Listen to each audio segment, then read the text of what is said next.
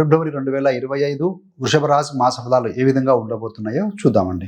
ముఖ్యంగా ఈ వీడియోలో ఏంటంటే విద్యార్థులకు ఎలా ఉంటుంది, వృత్తి అంటే జాబ్ హోల్డర్స్కి ఎంప్లాయీస్కి ఎలా ఉంటుంది, మార్పు చేర్పులు ఏమైనా ఉంటాయా, వ్యాపారం చేసే వారికి ధనాదాయం ఉందా లేదా, అదేవిధంగా సంతాన సంబంధమైన విషయంలో ఏ విధంగా ఉంటుంది, ఇన్వెస్ట్మెంట్ పెట్టుబడులు పెట్టవచ్చా లేదా, ఇన్వెస్ట్మెంట్ లాభాలు ఉంటాయా లేదా, సంతాన సంబంధమైన విషయాలు, హెల్త్ రెమెడీస్ ఇవన్నీ కూడా చూద్దామండి.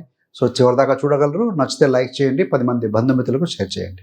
వృషభ రాశిలో కృతిక 2, 3, 4 పాదాలు, రోహిణి 4 పాదాలు, మృగశిర 1, 2 పాదాలు, మొత్తం 9 నక్షత్ర పదాలు ఉంటాయండి. విద్యార్థులకు ఈ విధంగా ఉంటుంది. పంచమాధిపతి బుధుడు 9 మరియు 10 స్థానాల్లో ఉన్నారు. ఎక్సలెంట్గా ఉంటుందండి. విద్యార్థులు చక్కగా ప్లాన్ చేసుకుంటారు, ఎగ్జామ్స్ బాగా రాయగలుగుతారు.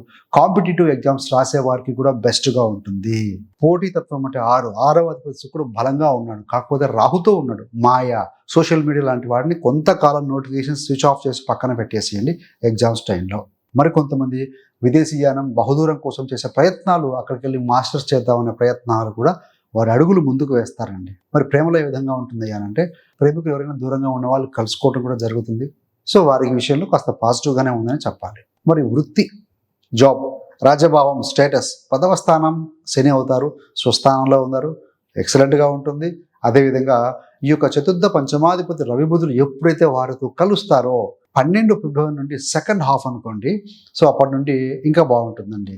సో జాబ్ లేని వారికి కూడా జాబ్ దొరకటం, మరి కొంతమంది టీచర్స్ కానీ, accounts, finance, doctors, even IT రంగం కూడా బాగుంటుందండి. బుధుడు కాబట్టి కమ్యూనికేషన్ సిస్టమ్ కాబట్టి ఐటీ రంగం, సాఫ్ట్వేర్ వారికి కూడా బాగుంటుంది.